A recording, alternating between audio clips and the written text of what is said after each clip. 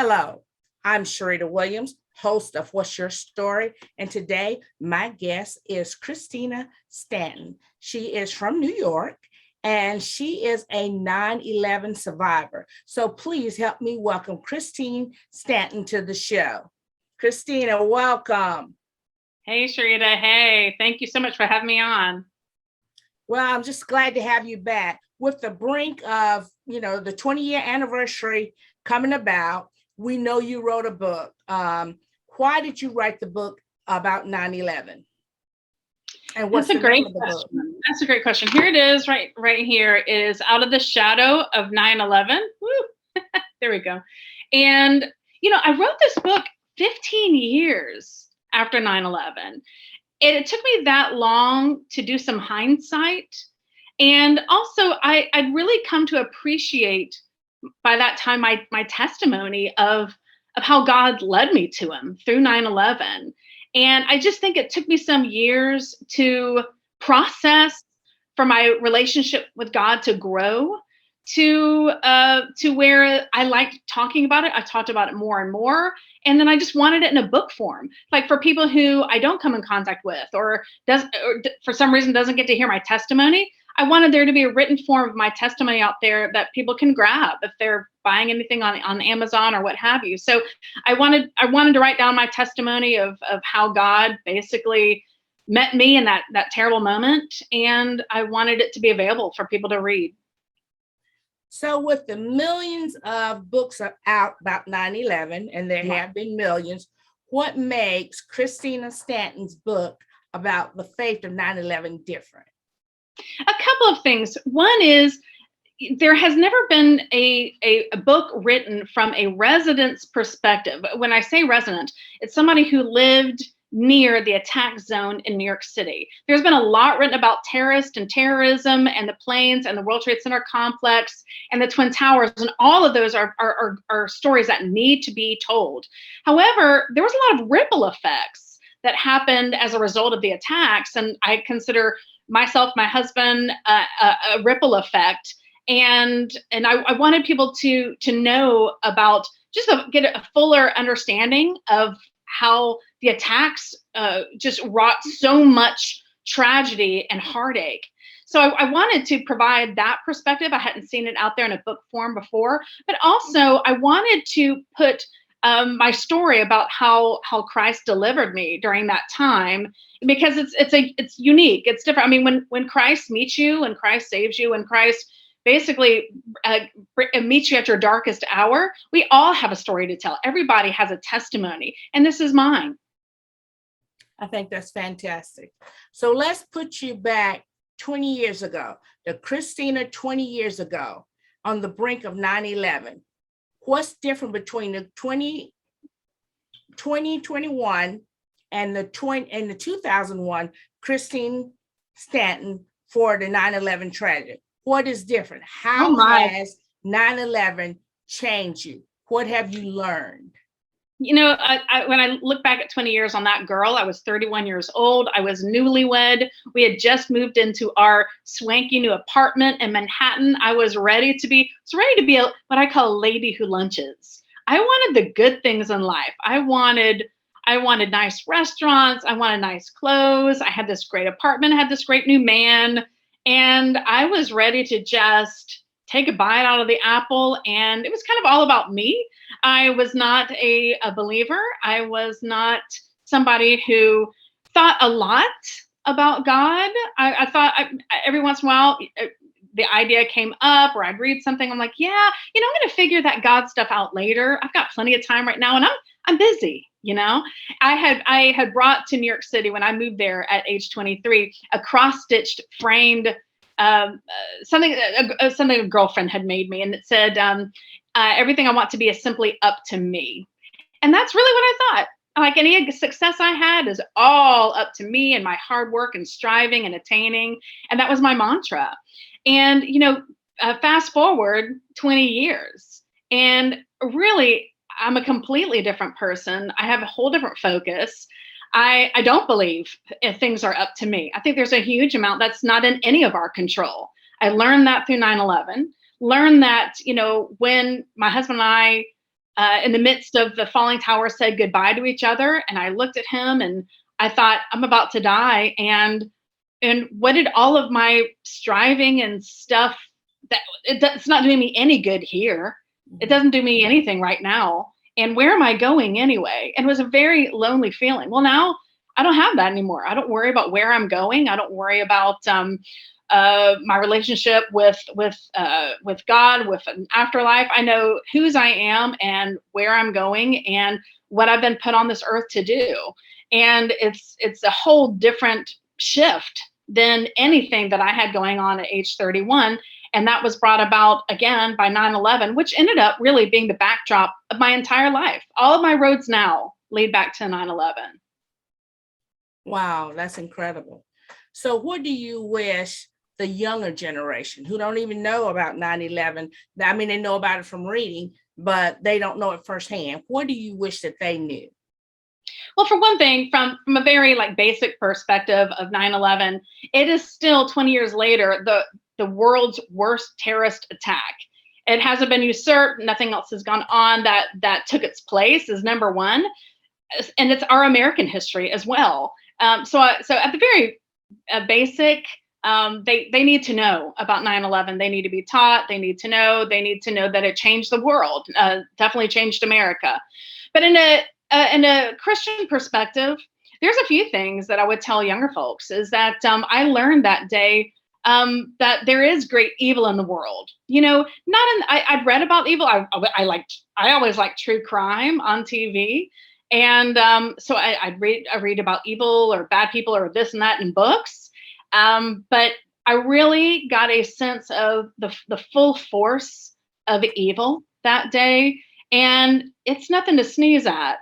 And I wouldn't want anybody to face evil like that or struggles in their own, ground zero, in their own 9/11. We all struggle. And I would want no one to face that without Christ, like I was facing it. Right. Also, that there is so much support and comfort and help in the Christian community. And that's where I turned to in the aftermath of 9/11. And it was transformative to be around people who were accepting and loving and who helped point to Christ when I needed it most. And also, we need to be doers and not just hearers of the word. We're called to help others. I mean, I see kindness was on your homepage, and a lot of people were very kind to me, and in big and small ways, we need to be there for other people to help shelter them from the storm, to help them get from point A to point B. Because again, the Bible states we're all going to struggle, and as a community. And as a Christian, we're also told to go and do likewise and be doers of the word and not just hearers only. We are there to help people, bridge that gap in their struggles and to take what we've learned and what the Bible teaches and help people from again, point A to point B and be a bridge builder. So I learned quite a bit from 9/11. And, from the Christian perspective, it really gave me the building blocks to have a house that has a firm foundation. I had no foundation. My house crumbled after 9/11 because I had no foundation whatsoever. And really after 9/11, going to church and having a deepened relationship with Christ gave me a firm foundation that, fast forward when I had a COVID struggle, I had a totally firm foundation to face that tragedy. Absolutely. That's so beautifully stated. I'm listening to you and I'm thinking about our mission statement. I mean, you totally align with what WYTV7 community broadcasters state. We like to educate, empower, and encourage people. And your story, actually, it encouraged me every time I hear it. You are definitely an encourager. You can definitely educate the people, and then your story alone is empowering. So, I thank you for that. So let's look back now. How do you think 9/11 changed America? And where do you think we are now? Where do you think America is now? Well, basically it did a huge thing on the American psyche. I mean, the age of terrorism had begun. The Department of Homeland Security came out of that. Now we had checkpoints and security points, and from attractions to schools to you name it. So, physically, it really changed the country in a lot of ways. I think we lost our innocence a little bit on that day. And again, Age of Terrorism started. We are in a whole new way where we have to watch people turning planes into flying missiles and things like that. It's something that we had not really ever completely grasped before them. But I also think, again, with the American psyche, it just put us in a vulnerable point. It was shocking, made us vulnerable. And I'm not really sure that we ever really recovered from that in the sense of being skeptical and concerned. And I think it really did threw a wrench into our sense of feeling like we're secure, because we realized, well, if they can do that within our borders, then we're really not secure. So I think that it just started us down a road of realizing we're a global community. We're not safe just because we're off in this country over here, and any issues are over there. We all affect each other. I mean, look at the pandemic.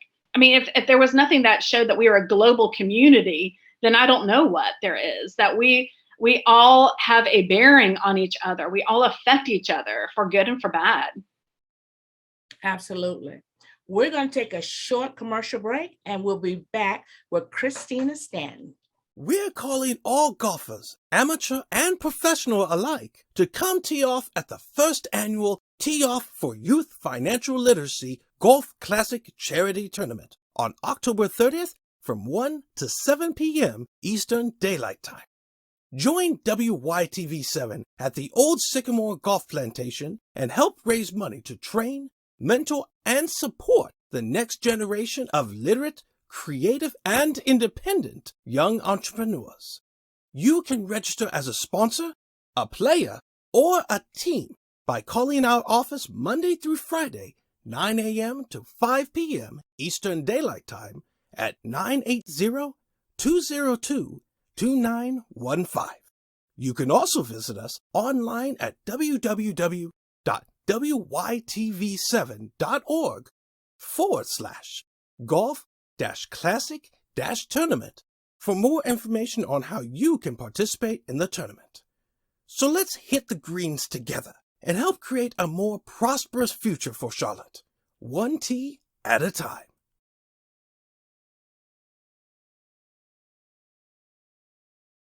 We're back with Christina Stanton. I'd like to thank our sponsor. And if you're in the area on October the 30th, WYTV7 is hosting a golf tournament at the Old Sycamore Plantation Golf Club. So if you're here, or you want to sponsor someone, or you just want to come by and be a spectator, please come out and support our fundraiser for financial literacy. Christina, welcome back. Hey. So, Christina, we understand you have a new book. Tell us about your new book. I do. It's Faith in the Face of COVID-19. So I wrote that. I contracted COVID March 2020, and it was a bad case. I was hospitalized twice and told I had a 50% chance of surviving it.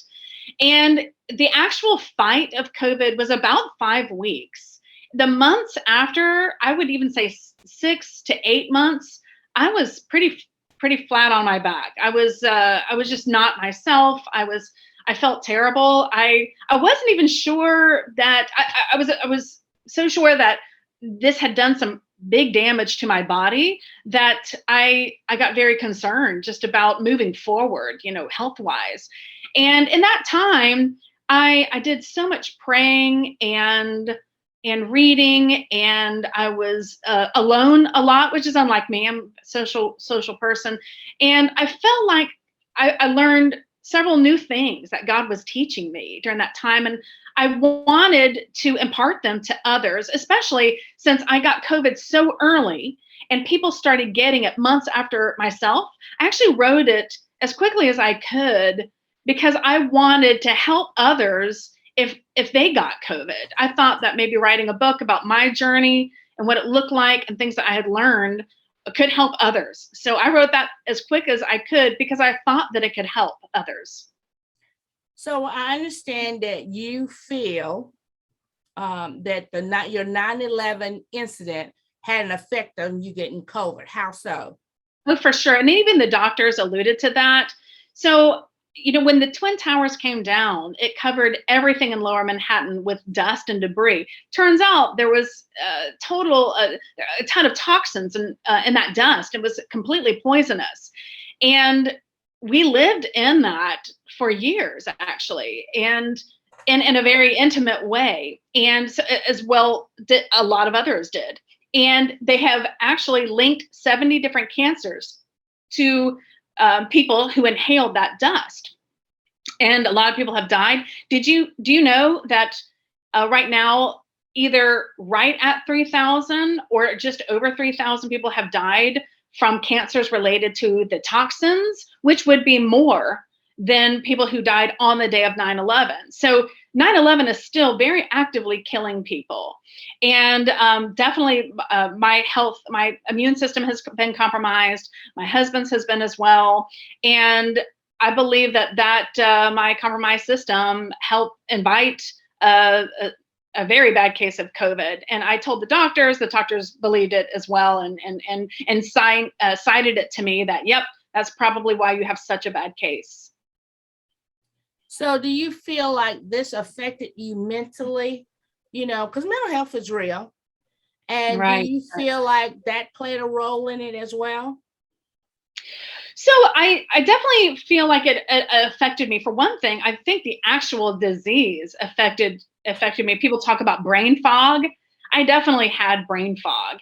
And while I was actively fighting the virus, my brain went to all kind of nutty places. In fact, there's a famous pastor in New York City who said that he experienced like Satan during it. And I listened to that in an interview. I was actually glad to hear that, because even if I didn't have that particular situation, I really felt like I went to dark places as well. And I think that is literally the disease doing that. But, I also hadn't had a huge amount of severe health issues. And that was a new thing for me. And again, just the fact that you have a virus in your body who is trying to kill you, because that's what I felt like. It was actively trying to put me down. It's almost like a mental battle as well. So I would say there was a lot more mental jockeying going on at COVID, more than 9/11. 9/11, you're just running for your life. In fact, there's some times I remember just cutting off my emotions and was at the very basic, just running, just trying to survive. This was definitely more of a mental battle. And I believe that, because so many people are suffering from, depression, anxiety, loneliness. If you look where we are now in the 16 months later in the COVID, you see it everywhere. Right. People are struggling everywhere. And so it's so important that we talk about mental health, So let's get back to the tragedy. You suffered two similar tragedies. You had the 9/11, and now you had COVID. How are these tragedies, how did they affect New York City? Because both of them were big in New York. Right. That's such a good question. So I remember in New York, I've lived in New York since I was 23 years old. And I remember thinking, especially coming from the American South, moving up to New York, I thought the city was kind of harsh and cold in some ways. I remember watching a man basically trip on a sidewalk. The sidewalks are very uneven up in Manhattan. And I saw him trip and fall down, and he got all scraped and scarred up. And I remember looking at not one person stopped and asked even how he was doing, much less help him get up. And I would have helped. I was on the other side of 42nd Street, and I just stood on the other side of the street watching it, thinking, oh, how terrible. And this would, if it was my hometown, everybody would be stopping and, how are you doing? Can I pick up your briefcase for you? And how's your knees? His knees were all bloodied. And after 9/11, I just felt that people felt more connected to each other. They knew that, hey, if I watch out for the safety of others, then I'm going to be safe myself. Of course, the city helped foster that. They started the 311 call, which is a non-emergency something you can dial and say, hey, I saw a backpack in the middle of the road and there's nobody near it, things like that. And people got more aware of each other. And I felt a real kindness settle on the city that, in my opinion, never really left. I still feel like people are very aware of each other in a way I didn't see for the first 6 years that I lived there. But I know that people in New York are proud. They love their city. They love their lives there, their quality of life. They love the Broadway shows. And, in New York, I noticed it here as well, that the virus hit the city very badly, as we all know, in March and April of 2020, especially. And there's that same sense of community that, hey, I'm going to stick by my city, help rebuild, help revitalize. And I definitely got that sense during both those tragedies. That's fantastic. So I feel like, and I can only speak for me personally. I feel like 9/11 sort of brought America together. Like you said, the kindness, the love, help your fellow man. Whereas I feel like the virus, on the other hand, is more of a disconnect. People are being more disconnected. Right. We've got people who believe in the virus. Some don't believe in the virus, believe in the vaccine, don't believe in the vaccine. So I feel like there's a disconnect. What do you think that could bring that same oneness back together like we had with 9/11? At this point. Well, here's the thing. I know exactly what you're saying. I feel like in New York, again, that there was a sense of community because people are very proud of the city and they wanted the city to rebound. But when it comes to, I would like to say specifically Christians, because that's the community that I feel like is divided, to tell you the truth. And I, the Bible speaks all over the place about community. I know God, when he formed all of us, that he knew we were going to be a disparate crew, that we have all kind of different personalities, but yet one of the wonderful mysteries of Christ is we are brothers and sisters if we're believers. We are. You may be on one side of the political spectrum, I may be on the other side. Guess what? We're brothers and sisters, and we need to start acting like it. And I know that sounds harsh, but the Bible says we are in community with each other. We have got to put on love. We have got to be putting on love. We are commanded to do that, whether we like it or not. That is one of the basic tenets that we're commanded to do. And you know what? Part of that, I believe God knew that was going to be one of the hardest hurdles as Christians for us to jump over, is trying to love our brothers and sisters, because we all are so different. But yet that is what he asks us to do. Yeah. And in this, he certainly mentioned that we're going to be suffering and there's going to be struggles. But guess what? John 16:33 says, "But take heart, I have overcome the world." I have, that he gives us his peace, and our brothers and sisters, he is sovereign. He's overcoming the world. So whatever else we have going on, whether we believe or COVID or not, whatever, we can heal it this way or whatever. God is our sovereign, and he oversees everything, and he is ultimately our Father. And we need to look to him, and we need to love our brothers and sisters. Absolutely. And our neighbor, which is everybody. Which is everybody. What does the Bible teach us about adversity? We have to love everybody. You're so true on that. My favorite scripture is Romans 8:28, all things. So all things, that's inclusive. That means the good and the bad, the underprivileged, the privileged. That's everything together. So, we have to believe in what we believe. And, and John 14:13 says, let not your heart be troubled, and so it starts in the heart. We know that right. The heart, is wicked, but God can change that, right. And so we need to bridge that gap and come together. And I think, in the midst of tragedies, we've had two horrific tragedies, that hit the United States. Yes, COVID hit everywhere, but hit the United States. And I feel like, instead of us being apart, that we should come together and be more as one. So And it what's your starts with take each on person. It's not the other person's responsibility to do that. It's really it's us. And listen, I'm not judging, because I can get into my little funks about things too. I mean, anger is a low hanging fruit. It's easy to say, "Oh, that is just so wrong." Pull down the fruit of anger. That's just so easy to do. And I'm not throwing stones. I have to daily, literally die to self. But listen to, Galatians 2:20 though, I love it. It's my favorite verses. I have been crucified with Christ, and I no longer live. It's Christ in me. Like, I can have all of these opinions, but it's Christ who's in me, and that's who that's my identity. It's not whether I believe this, this political system or something like that. And it just all comes back to the cross. It all comes back to Christ. And so I have to, like, literally, if I get frustrated at something, take a step back and say, okay, am I doing low hanging fruit? Just who is my identity? Who is sovereign over all of this?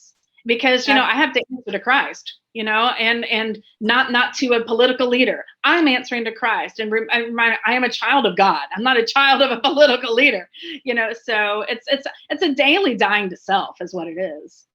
And, absolutely. Whether you are a believer or a non-believer, our main purpose here is to be kind to one another. That's what it's all about. We have to love our fellow man. And that has religious has no place in that. Of course, I'm religious, but everybody's not religious, so it doesn't matter. You need to love your fellow man, and that's simple. It has nothing to do with religion or politics. It's just about being kind to one another, encouraging one another, empowering one another. That's what it's all about. And you see I've seen on Facebook this meme that says, be kind, you don't know what battle somebody is fighting. And we all are fighting battles. We're all broken, every single one of us. And and we don't know what we're all battling with. We don't know everybody's day to day. And it's important to realize that, hey, as much as you would love to see that kindness when you're fighting fights that no one knows about, you have that responsibility to show to others as well. Absolutely. Well, Christina, I want to thank you for being here. And let's go ahead and talk about your two books again. The first one, let's see, your COVID-19, Out of the Shadows of 9/11, and The Faith in the Face of COVID-19. Christina, where can we purchase these books? Wherever you buy things from online, from Walmart to Target to Amazon. So it's scattered in different bookstores, but I know people are buying things online. So wherever you buy online. And by the way, I wanted to mention too that none of my, I don't receive any proceeds from these books. They all go to a nonprofit I founded several years ago that helps people overseas. So Christina, give us that website for your nonprofit. So it's lovingallnations.org. And if anybody is interested in my writing, they can look me up at ChristinaRayStanton.com. And it has different articles I've written, and maybe even the Loving All Nations website is really just more of where to donate. But to hear backstories or who we're trying to help, then it's ChristinaRayStanton.com. Well, Christina, thank you so much for being a part of What's Your Story. And I'd just like to leave one thing with our viewers. Kind people are those who give to help. So remember that when you give to one another. Thank you. And I'm Sharita Williams. Until we meet again.